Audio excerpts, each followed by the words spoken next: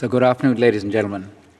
Anthony, we'll have to do a QA on the video next time. I didn't know, when Mark told me he was organizing the video, he didn't tell me that he was the main star.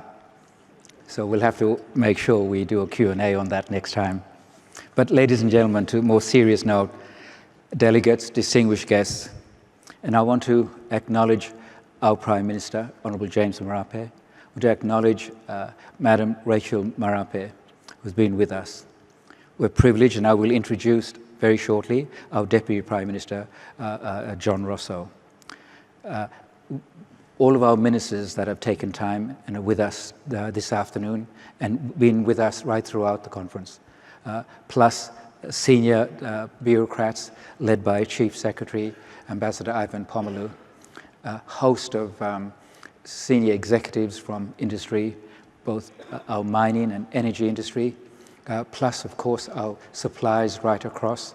We've had representatives from the Australian government, Swedish government representatives that have also come across here. So we've been really graced by a lot of very important people that have worked together to make this a tremendous success.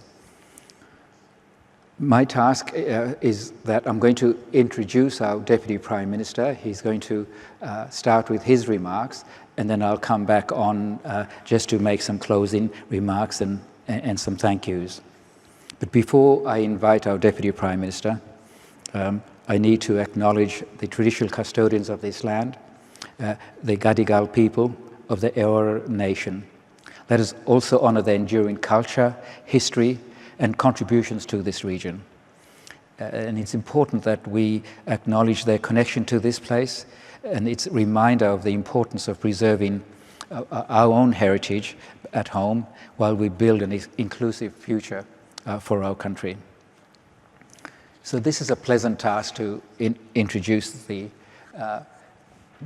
Deputy Prime Minister, who is the member for Lae. A great city in 1958 became very famous when I was born there. So it's a real privilege for me to introduce our Deputy Prime Minister, Honourable John Rosso, from the Morabie province, our largest provincial capital, province, and Lae being the capital of the largest city in our country.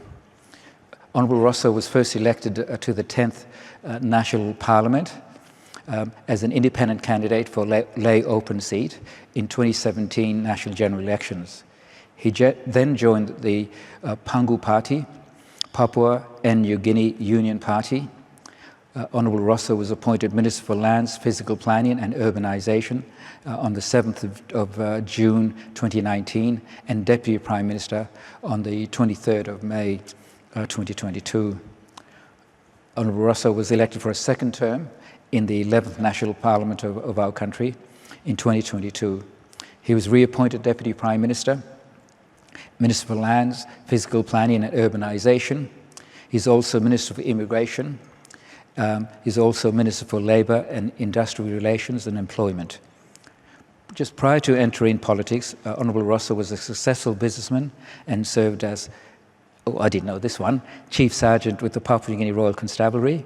And he was also served as a KIAP for 15 years as a patrol officer in the Simbu province of the Highlands of Papua New Guinea. Let's make him welcome, ladies and gentlemen.